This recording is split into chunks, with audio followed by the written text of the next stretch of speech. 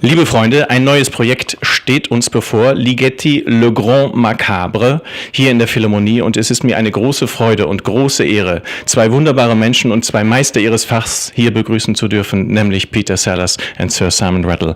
Hallo zusammen. Hey Holger, nice to see you. It's so nice to see you. I'm so nervous, but I hope we'll get through this kind of easy. Well, we're very frightening people. Yes, we're frightening, and Ligeti, if you're not nervous before seeing Ligeti, something is wrong. Yes, this is what I also think. So this is perfect. Yeah, Le Grand Macabre. Actually, this sounds quite happy, but the scenery here in the Philharmonie is anything but happy. Can you tell us a little bit about the scenery you put the choir and the soloists and the Berlin Philharmonics in?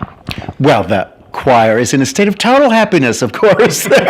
they're of course, as usual. I mean, we love the Berlin Radio Choir. We just love this choir. So they are in beautiful situation of extreme nuclear meltdown. And of course the sound is so beautiful in the middle of all that stress. Mm-hmm. Ligeti writes music that creates massive amounts of stress, but you get the best of human beings sometimes in the worst moments. Mm-hmm. And so, he's one of those composers who actually creates uncomfortable music to perform that creates this amazing, heroic, liberating energy once you perform it. Mm-hmm. And so the watching human beings set themselves these incredible tasks and then reaching them is, of course, one of the things that gives Ligeti's music this exhilaration.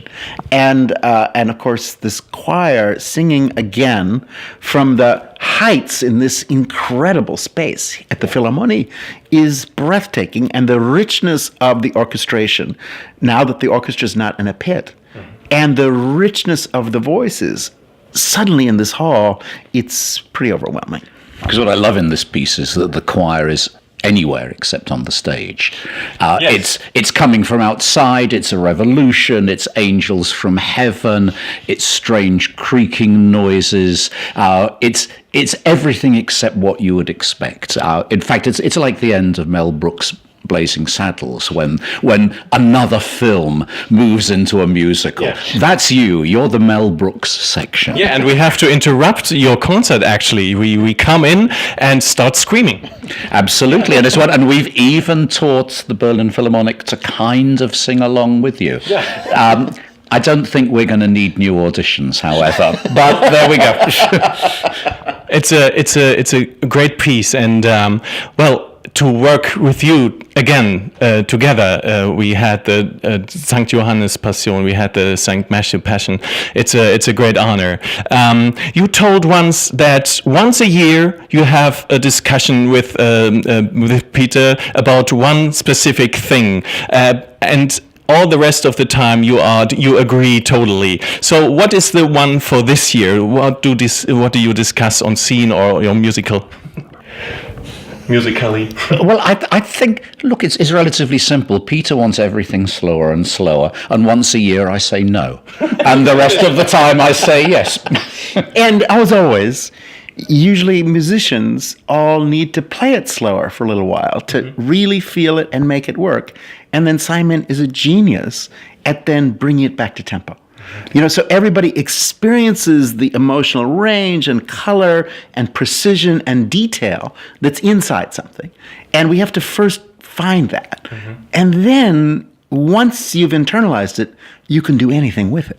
But then I think Peter normally prefers our rehearsal tempo anyway. Yes. But at the end. Yes. No, but what happens is everything takes over. It's no longer about anything you want or don't want.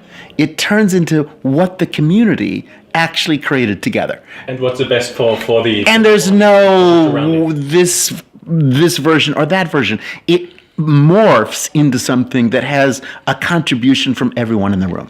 And this is a piece of mosaics. There's lots of tiny little machines which somehow or other fit together and make something astonishing. And sometimes it's very free, but mostly it's very, very precise. And we have to be embedded together. And we have to find what all those little machines are just for them to run. But what's extraordinary is for a piece that can, at first sight, seem so kind of edgy and callous, there's an extraordinary heart and an extraordinary tragedy and an extraordinary mystery behind the whole piece. Yeah. And at the end of it, it's actually kind of wonderfully upsetting.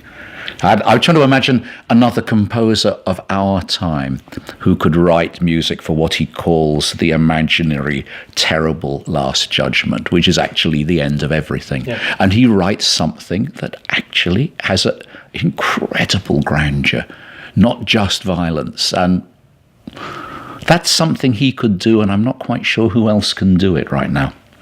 And I have to say that's the reason to have Simon Rattle conduct it, the Berlin Philharmonic to play it, and the Berlin Radio Chorus to sing it, is because suddenly it does turn into truly sacred music. Mm-hmm. It turns into something that has such depth and such power and such mystery. And I think the heart of it is how haunting it is. And, you know, all the silliness and craziness is fine and great and part of life. Mm-hmm. But finally, there's another reason we're here. And this piece opens into that space. And Simon is able to just take it to that transcendent level that we expect from Bruckner, or we expect from Bach, or we expect, you know, and actually Ligeti is holding himself to those standards. He just doesn't want to admit it.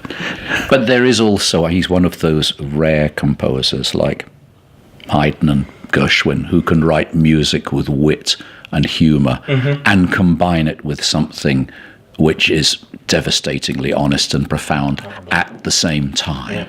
Yeah. And that's an extraordinary thing. You know, there's many, many great composers, but actually humor in music, yeah.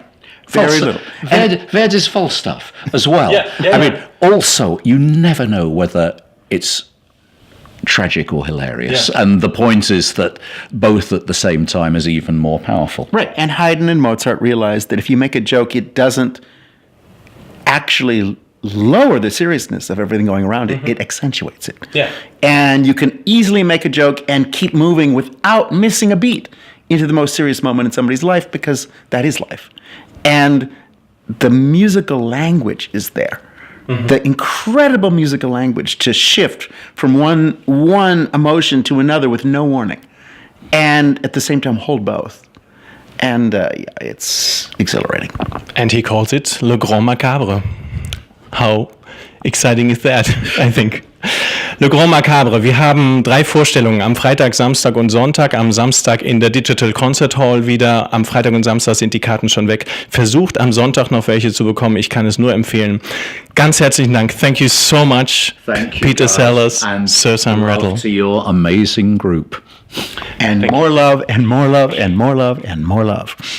Thank you. It's love everywhere. Thank you so much. You said once, love is the key. Love is the key. The key. Das ist die Message. Bis dann, also ciao.